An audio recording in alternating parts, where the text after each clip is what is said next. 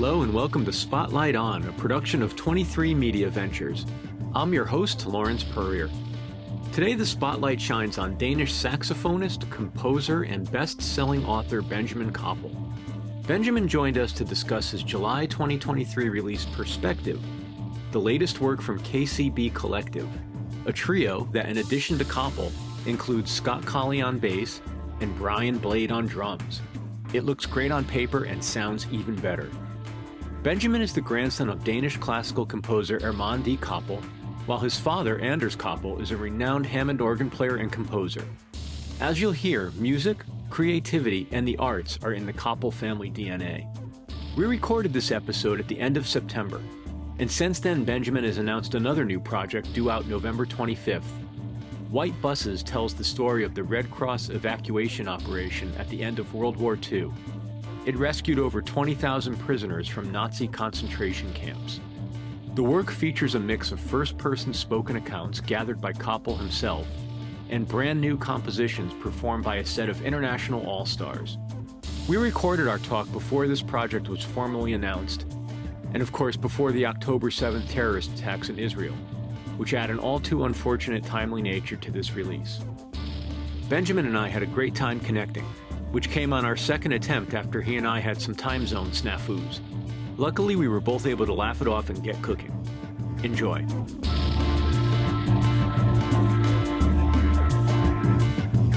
Hello there. Benjamin, hello. We did it. We did it. I'm sorry about that mess last time. I was so ready, but you would think that by now, almost 50 years old, I was able to navigate in different time zones, but apparently not. Nobody said there'd be math in podcasting. Not exactly. I'm really sorry, but I'm here. Please. I'm ready for it. Great. It's a pleasure to meet you. Thank you for making time twice. Of course, and thank you for your patience, and thank you for not just erasing me off your friends list. Well, you know, I was going to, but then I listened to the album and I said, well, I have to make an exception here. It's such a great... Fantastic. Thanks. I really appreciate it. Yeah, unfortunately, I'm probably going to kiss up to you a little bit as we talk here because there's some things about the record that are just so phenomenal. But one of the things that really stood out for me was there was a video online that you guys had of a live performance from, I think, May, of a little snippet of Precipice. Yeah. Something that struck me was how happy the three of you look. You could see the movement in your bodies and just the sort of surrender to the music. Well, we definitely do. We love playing with each other, but more than that, we are very close friends, all three of us. And I think that emerges into the music. I know it does. Basically, music is about love and sharing, and we have a lot of love for one another, and our families know each other, and there's a lot of love between our families, and it's a family situation much more than a professional situation. And so we just enjoy being together, and we enjoy making music, and we have this very profound idea of it's a collective. Any which way we look at it, it's a collective, and no one is never taking the lead.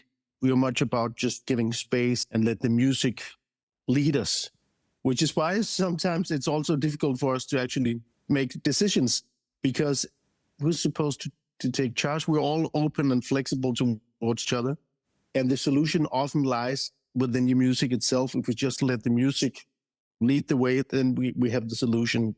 So it's a real democracy. It's a real collective, both on and off stage.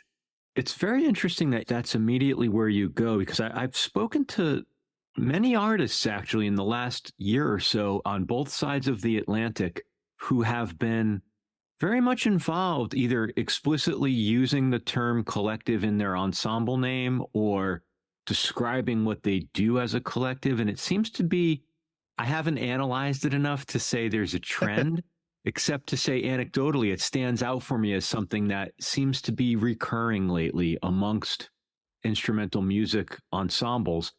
What is that from your perspective of sort of the leaderless collective as opposed to, you know, the Koppel trio? First of all, we began playing with this collective actually 11 or 12 years ago or something. It's not a thing, an idea. It's just something that we do and wanted to do. And even if we have breaks or we have a year that we're not going to tour because of our busy schedules, this will always be an entity, a unit that we know we will come back to. The reason for that is both within the fact that we are so good friends and we have this close connectedness. We have very deep friends, but also in terms of music, because we really love, all three of us, to explore what this leaderless music can evolve into. I've made a lot of albums where I've come up with the idea and the concept, and I have written all the music and arranged and curated the band, the group, or whatever. I'm producing it, I'm mixing it, all that. And that's a whole other approach that could come from an idea. I'm in the midst of finishing an album that I've been recording with Randy Brecker and Ferenc Nemeth, and which comes from an idea of depicting the similarities between World War I and the war in Ukraine, which is on so many levels the same shit. War is, regardless of age or time, the suffering is the same. I saw a picture of trenches from World War I, which was so horrifying and terrible and heartbreaking. And then another picture from trenches in Ukraine, and they were almost alike. And it was super scary and terrible, and made me think of what war is and what it does to us, and how it's the same, and it was the same even 1,000 years ago. It's all about making other people suffer. I put that into music. I wrote music. I found lyrics, Apollinaire and a Danish poet, and wrote them. So I had a total concept, fixed concept, that I got excellent musicians to help me explore. So that was really me taking leadership or charge within a project. I do that a lot of times. But with this trio, it's the opposite. It's all about what we don't play. It's all about, in our trio, giving space to the best idea or the best ideas, and do as little as possible, because in that way, the three of us can create something that is probably, hopefully, bigger than just the sum of the three of us, if that makes sense. Yeah, of course. Would you mind giving me just a little bit of context or background on your relationship history with each of your partners in the collective? I got to know pianist Kenny Werner in probably 2005 or 6, almost 20 years ago now. Instantly, we became very good friends, and off and on stage, both musically and personally. And in 2009, I began having my own jazz festival annually in Denmark, in Copenhagen. And by 2010, it was 2 times a year. And this festival, I always brought in Kenny, and we thought up a lot of different music collaborations and situations, brought in different people, put them together. We've been curating more than 100 different setups, settings, concerts. We've been playing with everyone from Julian Lage to Lee Konitz, a lot of different people, Randy Brecker, Lovano, Chris Potter, Bobby Watson, a lot of different wonderful guys, Ron Miles, Yen Le, Daniel Lemire, Miroslav Vitus. We brought in different of our collaborators and friends and musical liaisons, and we put them together from almost the first or the second festival program. Kenny brought in Scott. He kept saying, "You got to meet Scott. You will love him. He will love you. You will have a very special connection. We're going to bring in Scott." And so we brought in Scott probably in 2009. And we did become instantly friends. And we did bond musically right away. And it was just like been playing for ages. The first gig we played was actually a quintet with me and Kenny and Scott and John Abercrombie and Al Foster, which was a great setting. And we had, I don't know, 4 or 5 nights or something. And it was amazing. And we had great fun. But what really came out of it, besides of us having fun, and we made great music, there might even be a recording actually somewhere. But it was the friendship that me and Scott developed right away. After the last concert, we were like, almost simultaneously saying to the other, we need to play some more. And so we did. And I think maybe it was in 2011, we played a quintet with me, Scott Colley, and Randy and Brian. We had, again, 4 or 5 nights or something like that. And out of that quintet situation, it was actually Scott who suggested that we should explore the trio sound because we had so good connection. Actually, I think we had a sound check. I think Kenny and Randy Breger were late. So we just began playing trio on the sound check and we had so much fun. And then Scott suggested, hey, we need to do this some more. And we did. And we recorded our first album in New York in CS Sound Studio, probably in, 2013, something like that.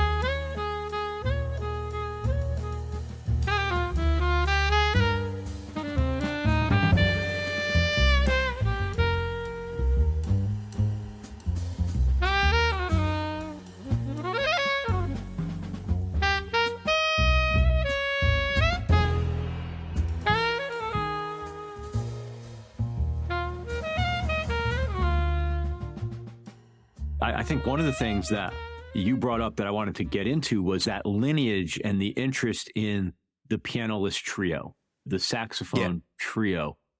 You have a track on the album that references Cy Johnson, and then the addition of Brian as the drummer, like the freedom that must come from not only the saxophone trio, but the feel of a drummer like that. It's really stunning, the platform that provides. Brian is an amazing musician, as is Scott. I feel very privileged and honored and humble about the fact that I get to make music with these guys.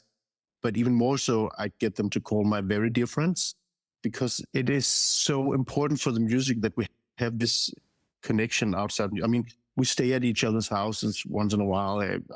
With my whole family, we stayed at both Brian's place in Louisiana and Scott's place a few times in New York as well. And the family knows each other.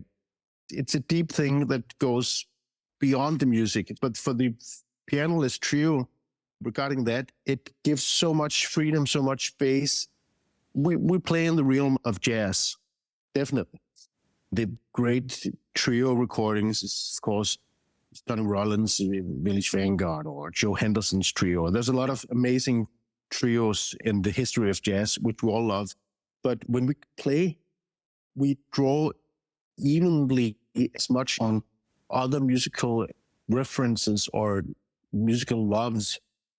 I've been playing once with Brian in the church where he was brought up. And he was brought up on gospel music and religious music, which is a great part of my upbringing as well, was Black American religious music, gospel. I was singing all the time when I was a kid. Golden Gate Quartet was one of my favorites, and Aretha Franklin and Mahalia Jackson and Blind Willie Johnson, all that. So we have a lot of different references that goes much beyond jazz, which we use instantly and instinctively when we play together, which makes it so much fun and so easy to develop new threads, really, because we don't have to be limited to some kind of perception of what jazz is or what jazz can be, or we don't feel restricted in any way. We just play music together. With Brian in particular, it's very interesting that for me, the first time I saw him perform live was actually not in a jazz setting. I saw him with Emmylou Harris in Nashville. Oh, yeah. In that context, you get the same perspective on him, but just from a slightly different point of view, which is he brings that same feel, and the way he moves the music. I was going to use the word propels, but that's not really what he does. It's more like martial arts and the shifting of the energy. Yeah, the thing about Brian and Scott is that they are never pretending. They never pretend to do something that they don't mean. They're always, in my perception of what they're doing and what they bring to a musical setting, they always come with the most sincere and beautiful honesty, which makes everything possible. So I think the honesty is very central to what they do, because the honesty of their musical spirits, so to speak, is prevalent all the time. It's right there.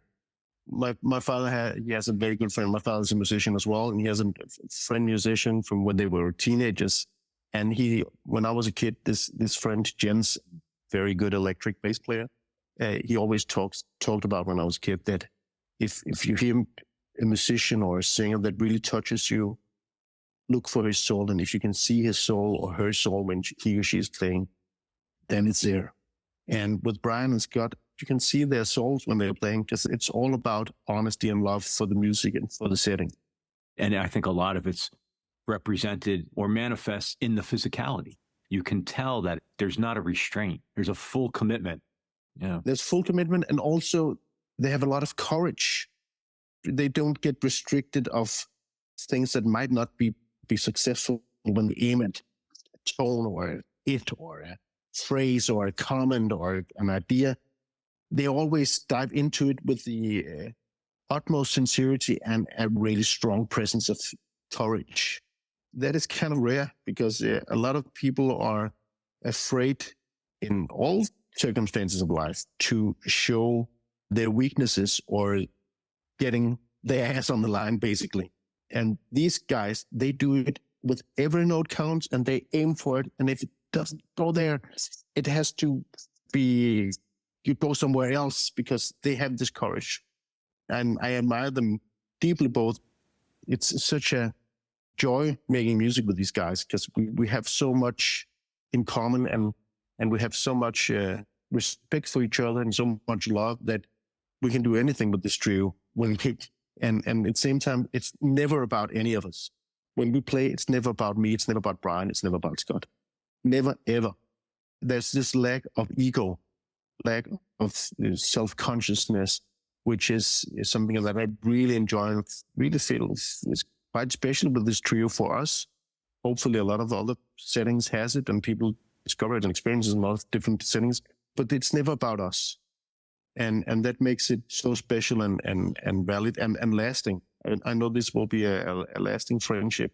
No one will ever try to push it in a direction that the others would feel uncomfortable with. In a setting like that, how do you align around repertoire?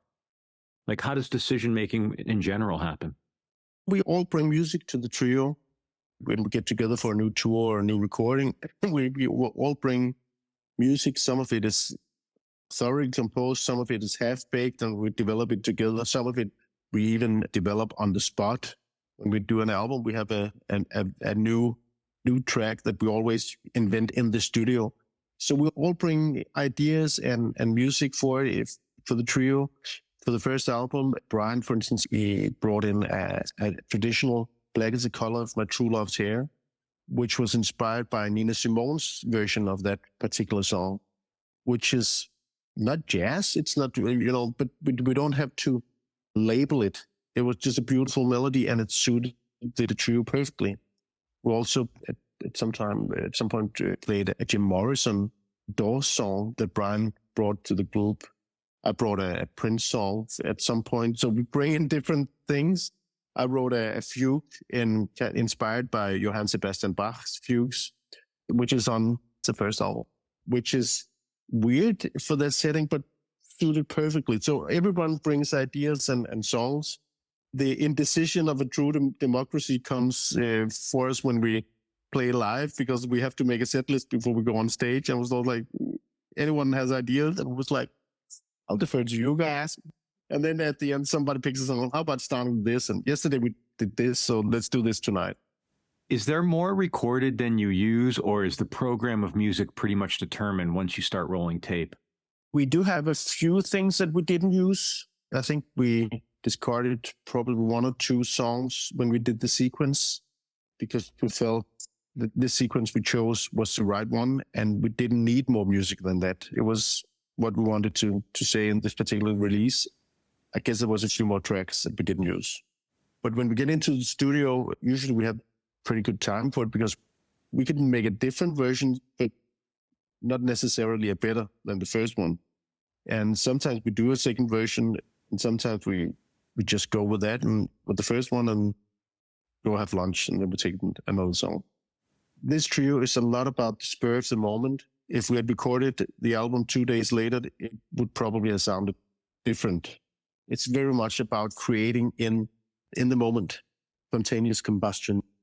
Is the challenge of coordinating your availability sort of the biggest limiter on exploring this trio? Totally. Yeah, totally. Because it's really, that's terrible. And we're working on it. We've had at least one yearly hit together, one tour since probably 11 or 12 or something.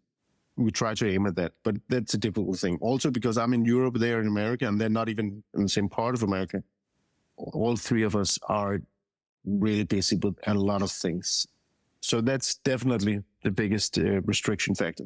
Something that really stands out also is how, while it might be different types of musics, the three of you are all involved not only in a quantity of projects, but you really do seem to put a lot of intentionality into exploring settings, configurations, stylistic approaches. Like that seems to be another intangible element that the three of you share. Is maybe it's a curiosity or a wanderlust for exploration? It totally is. We're so curious about music. I think for us, there's no goal. It's all about the process. The more that we are within the process, the more we thrive as musicians, as persons, and the more we can get together in settings with one another or with other good friends. That's where we really thrive artistically, and where we can develop all the ideas that each one of us has, because we do have a lot of musical lust and interest and eagerness to explore where music can take us, and hopefully where we can take music as well. Do you create in any other forms outside of music? Do you paint? Do you do film? Like, do you have any other avenues for expression? I released my first novel last year in Danish, which actually has become like a super bestseller in Denmark. It's super great. I just actually got a message tonight that they are putting the 10th print.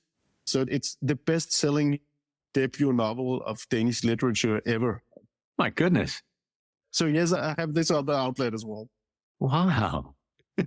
Which, yes, really took everyone, especially me, by super surprise, because I wrote it because I felt I had to write it. I just had this idea, this urge to do it. I always wrote a lot when I was a kid. Actually, before I began playing saxophone, I thought I was supposed to be a writer, but then music took over for real when I was 13, 15, and I released my debut album when I was 18. That put my writing career on hold for 3 years. We'll be back with more Spotlight On right after this break.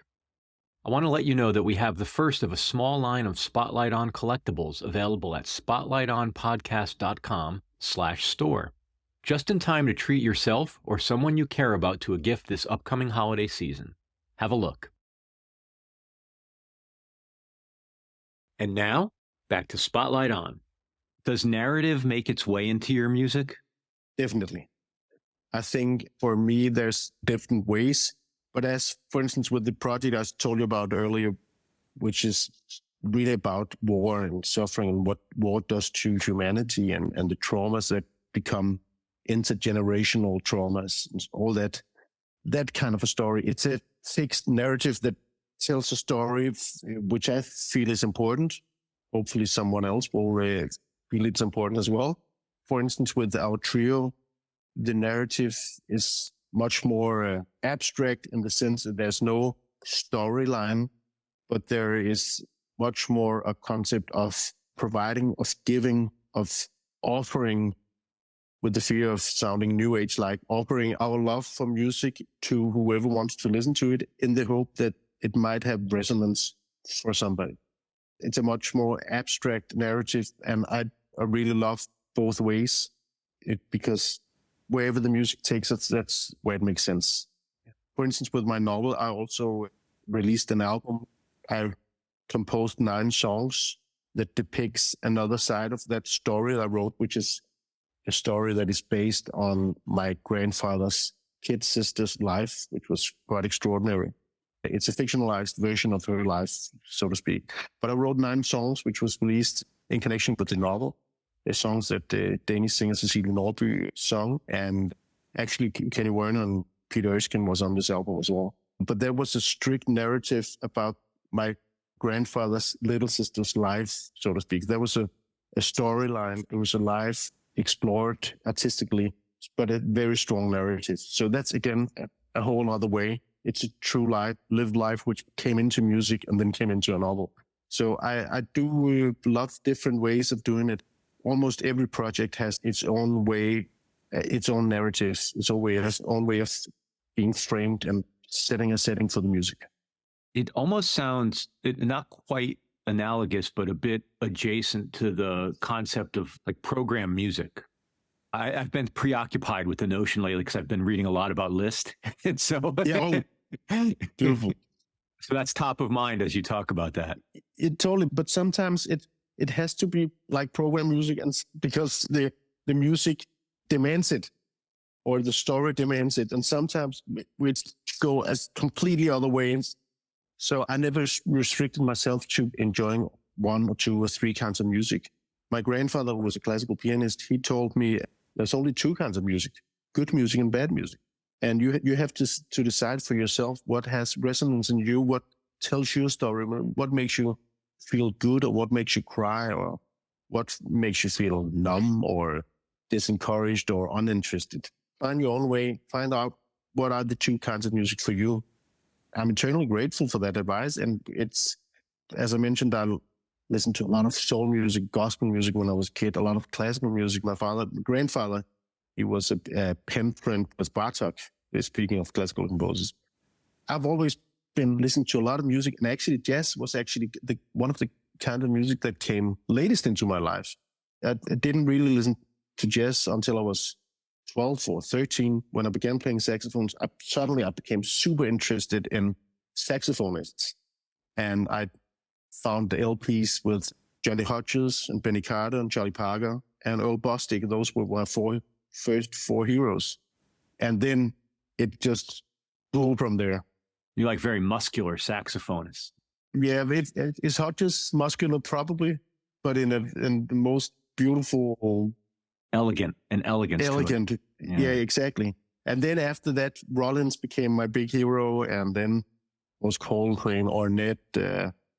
Then I discovered Paquito de Rivera because he was playing in Koppel when I was 17 years old, and I went to a concert with him.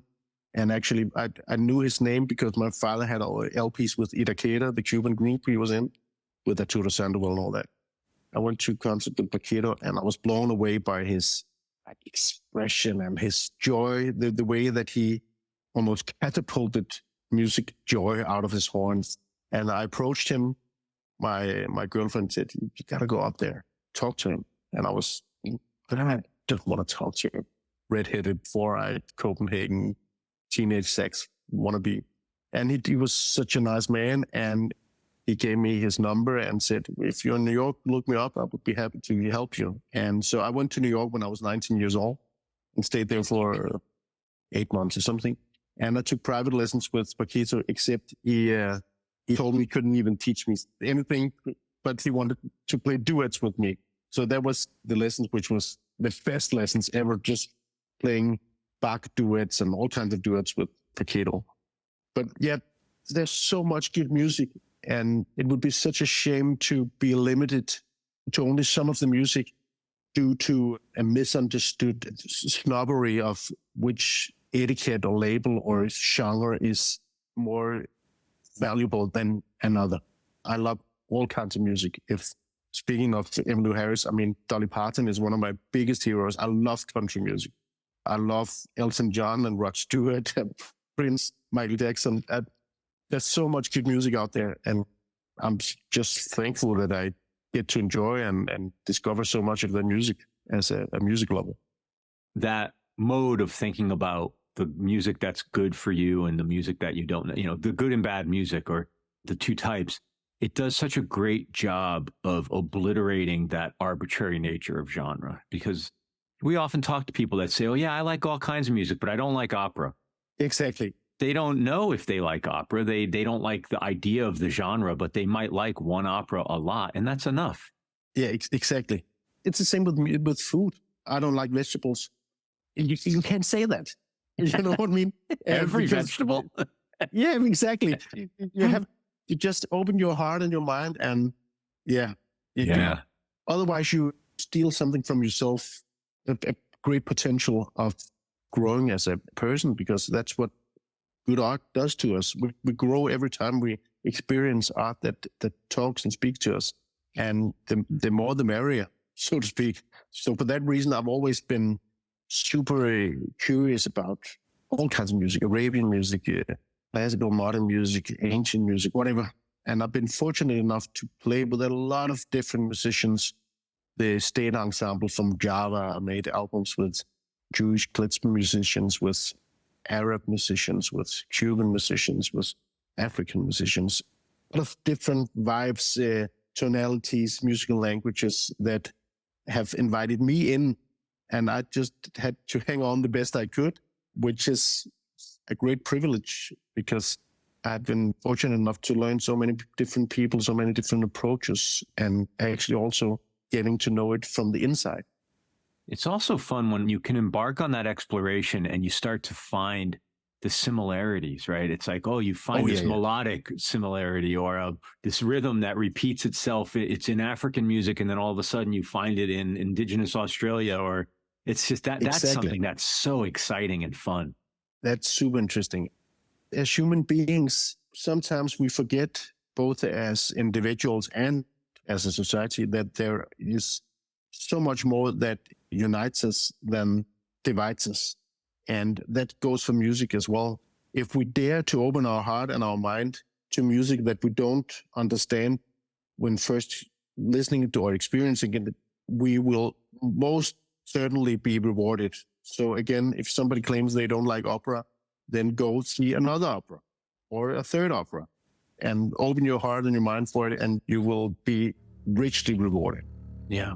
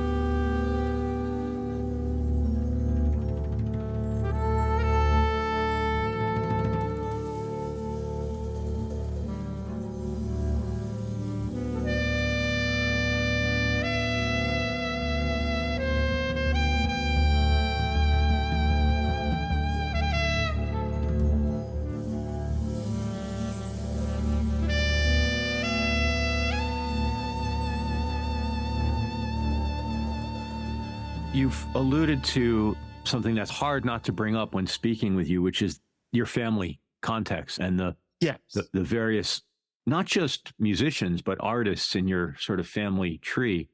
And in a lot of the biographical information about you, it basically refers back to your grandfather as the more modern first person of your family that's noted as a musician. But do you have a family history or knowledge of your family's involvement in the arts predating that? No, that would be the short answer. There might have been. I know that the grandmother of my grandfather, she was an illiterate. Is that called the word in English? She didn't read. Yeah. She was a Polish Jew, part of Poland. I was actually just there the other day to see if there was something left of that shtetl, that little village where my great-grandfather fled from in 1906, and there was, which was super interesting. But I know that the grandmother of my grandfather, she sung a lot, and she was out of an old Jewish folk singing traditions where the stories or the legends were sung to the next generations. So I know she sung a lot, but we don't have any knowledge of art being a branch of work before my grandfather. And actually his mother, which is my great-grandmother, and his father as well, they had been tailors for centuries, for generations. And my great-grandmother, she knew about, in 1906, she knew about the great Jewish famous musicians, Heifetz, Rubinstein, people like that. And she knew they were making a lot of money, traveling the world, being famous and being able to send money back to their moms. And so she wanted her yet unborn child to be a pianist. So what she did was she took the savings that they had very little savings in 1907 when she became pregnant. They were living with apparently 3 other families in a one-room apartment. And she didn't use the savings to move to another place with more space. She used the money to buy a little piano for the unborn child, which became my grandfather, who became a pianist.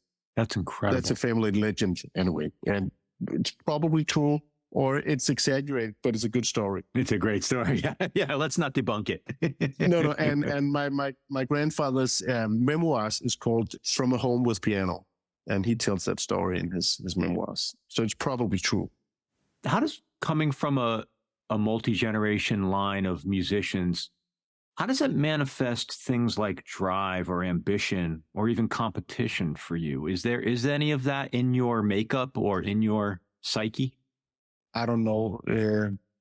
I think first and foremost, what we have been blessed with is the love for music and the curiosity about music.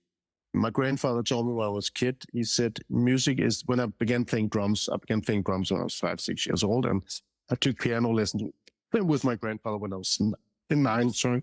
And he told me, Benjamin, music is the funniest thing in the world, so take it seriously. And that was a really good piece of advice. So if you want to do something with it, take it seriously, practice, become better, go into new corners of what your capability is. Find new paths in music, find new sounds, explore what the instrument can, take it seriously. Then it'll become even more fun. And he was so right.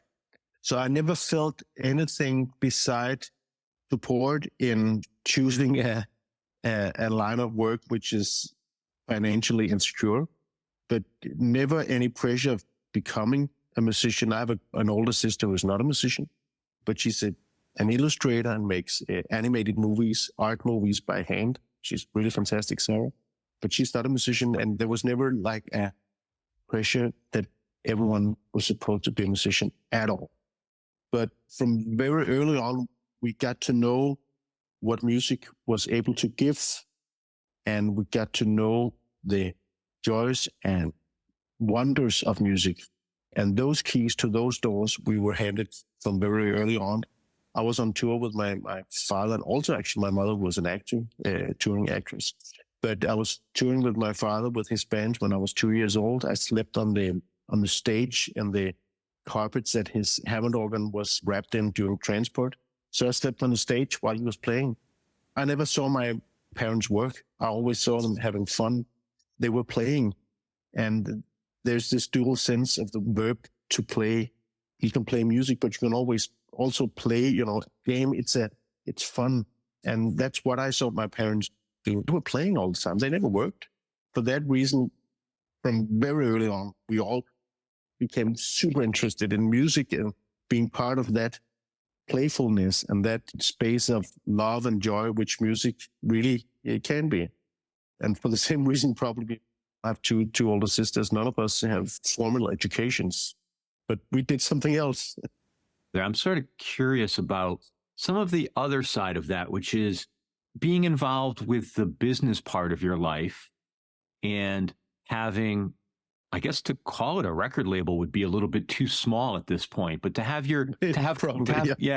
Cowbell as a 21st century working artist, I would think there's the necessity of understanding your business and participating, but could you talk a little bit about what does the business side, like, how do you think about it? Is it something you do begrudgingly, or are you an excited participant? I initiated my record company as a record company in 1999, so just before the millennium, because I released probably 6 or 7 or 8 albums by the time I was 25. But I had so many more ideas of projects that I wanted to do, and I recorded a lot of projects. And then this label of us, and they said, you are allowed to release 1 album a year.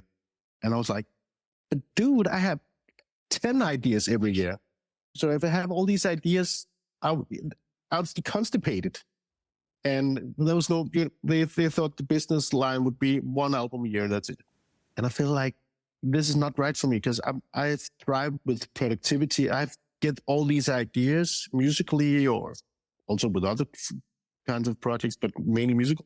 And if I don't fulfill them or get them released, they'll just take up space in my mind or in my creativity, and they'll become a well of frustration if it doesn't come out. So I had to have more freedom of doing what I wanted and when I wanted to do it. So I initiated my own record label when I was 25. Suddenly I could do whatever I wanted artistically and release whatever I wanted when I wanted. I have had a few years in my lifetimes where I released 6 albums in 1 year. I did that 3 times, I guess. Very different albums that I'm super proud of. 1 year was I made an album with Charlie Mariano, and I made another album, completely other music with Miroslav Vitus, and that freedom was given to me due to the fact that I suddenly had a label that was my own, where I could actually make the decisions.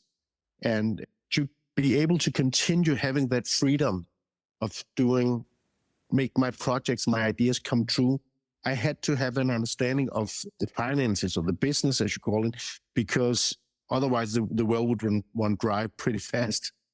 And in the beginning, there wasn't money for a layout. So I had to learn how to sit with InDesign and Photoshop and Illustrator programs. And I made the first 10, 15 releases we did. I made the covers myself because we didn't have money for a real layout. So I learned all those different aspects of it, and it was super fun. And then when things grew, I've focused my time and my concentration into what seemed to me to be the most important parts of all this, namely the music, the content, the artistic content. I've had employees ever since 99. I started with a half-time employee and developed from there. Now we have a small group of 4.5 people beside me, which are doing all the stuff, which is great. We have a very nice office in the basement of our house here in Copenhagen. So that's where they are. So we have a lot of interaction because I'm in the house, I'm composing or walking dogs, talking on the phone or playing saxophone or whatever, having rehearsals in this living room. But they're downstairs working on the projects. They come up, I go down. We have really a good dynamic in that respect. But also I got to know all of the different business aspects of what a label is, how to get your things into distribution, how to keep a budget, all those kinds of low practical stuff that is needed if you want to have that freedom to do whatever you want to do whenever. And that's what I really was aiming at, because I have always had all these ideas. And now I think I've released probably perspective, if you count that as me co-leading it, I probably did released 60 albums as a leader or co-leader. And that could only happen because I have had my own company, my own productivity space where I could just call the shots, throw the ideas on the table, and then get somebody to run with it. I've been very fortunate in that respect, and it's always a challenge financially and in all kinds of different ways. But it's been an amazing ride journey because it gave me so much freedom to pursue all these different music collaborations that is now on the shelf and has been forming my musical life with the last 25 years. Are you on every Cowbell release? Probably almost. But we did. I think we have released around 100 albums now, and I'm probably on 50 albums or something. So you will put out other artists' projects? Yeah, we have done, but always people in the vicinity of my family or our family, either by blood or by music. For instance, my uncle, I call him my uncle, the Danish drum legend Alex Reel, who's now 83 years old. He played with all the great American stars in the 50s, 60s, and 70s. Dexter Gordon, Stan Getz, Ben Webster, Bill Evans, Dizzy. And he was the house drummer of legendary Danish jazz club Montmartre. So he played with everybody, recorded with everybody. And he's my uncle because he was in my father's very successful beat rock band in the 60s, Savage Rose. Alex played the drums. It wasn't jazz, again, another vibe of music. So he's been knowing me ever since I was born, very close friend to my father, and I've been playing with him ever since I began playing professionally. And we put out a number of his records without me, for instance, a couple of albums with him and Jim Begonzi, and a trio album with him and Kenny Werner and Pierre Bousquet. So we do other stuff as well. We like it to be in the vicinity of the family or the broader family, not only by blood, but musically as well.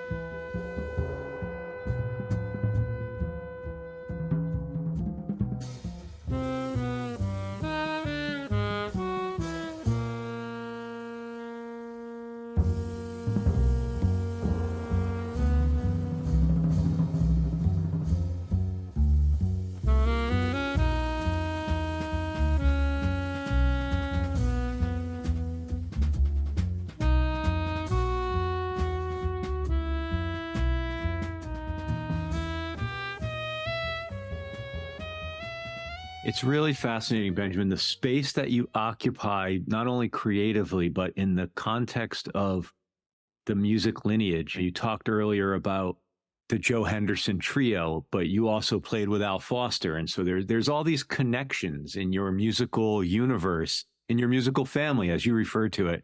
It's an amazing place to sit, I would imagine, and look backwards and forward and think about where the music's going. And it's super privileged. I mean, I'm the luckiest man alive by the fact of geographical coincidence. Just by being born in this part of the world makes me 1% probably of the most fortunate people in the world. And then being able to explore and make a living of what you love and your hobby, that makes me 1% of 1% or even more. So I'm the luckiest person alive, most fortunate person alive. And with that comes also, for me, an obligation to both take it seriously and do something with it, but also an obligation to take notice of and take part in helping people who are less fortunate to have decent lives.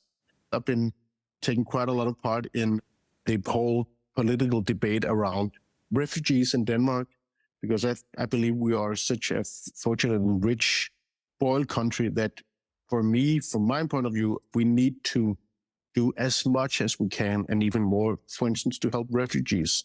And because people are trying to save their lives by fleeing from their countries without anything from wars put on them by dreadful dictators or despots, Putin, Assad, what have you. And so for that reason, I feel so privileged that I have to also be aware that all my privileges doesn't mean I only have to be concerned with myself and my own well-being or my nearest family's well-being. That kind of disgusts me. So I really feel that I'm obliged to do something to try to help people who are much less fortunate than I am. It was something that you're saying is touching on something I've been thinking a lot about lately in all this discussion of how technology and AI and et cetera are going to start to impact the creative fields and the industries around creativity.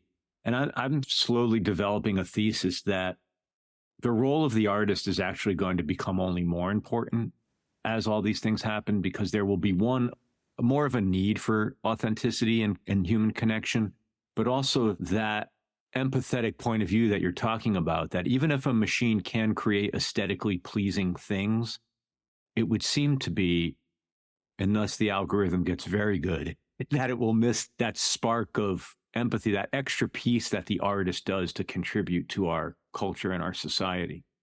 Definitely, I totally agree. And also, there's a quote of Baudelaire, which I probably can quote correctly, and not especially not in English, but the perfect seems cold and excluding. So what we look for as human beings, we look for the imperfect, the imperfections, the small holes and small cuts or fragments where it doesn't really knit together. And within the imperfection, there lies the beauty. It's the essence of the quote of Baudelaire. It's much more poetic in his words. But I think the AI will never be able to take those musical, for instance, with the music, those musical chances. They won't be able to display that music courage that we talked about earlier, which also gives us as artists opportunities to fail once in a while. And within those fail, that's where we become human. That's where we can relate with other humans. You're totally right. We will become even more dependent on the prism of artists, the way they look at the world and get into their optics, so to speak. Also because we face quite a lot of big challenges as humanity does. We have more and more dreadful, power-seeking, horrifying despots around the world, but we also face climate change, which is super real and right here, and it's much more powerful and has much larger consequences than we have ever thought of. And still, we are not grasping the seriousness of it. And we still have governments delaying restrictions on this and that, gasoline or flying, clothing companies, which also pollute, or new buildings. We throw a lot of good resources away by tearing all buildings down just to build new ones. All those things. And I think we need to get much closer to the fear, which again is what artists can tell us. We can know about our own fear. We can learn that we're not alone with that fear. And maybe, that's my hope, get a sense of togetherness, a unity that might overcome some of those really big challenges that we face. Benjamin, thank you. Well, thank you. It's been so wonderful talking with you. And well, likewise. Thank you so much, Benjamin Koppel. And as always, thank you for listening to Spotlight On, a production of 23 Media Ventures. I'm your host and executive producer, Lawrence Purrier. We're produced and edited by Michael Donaldson, with theme music by Q Burn's Abstract Message. For past episodes, web-only exclusives, to make a donation to support our production, and to join our mailing list, visit us online at spotlightonpodcast.com. Thanks for listening, be safe, and stay in touch.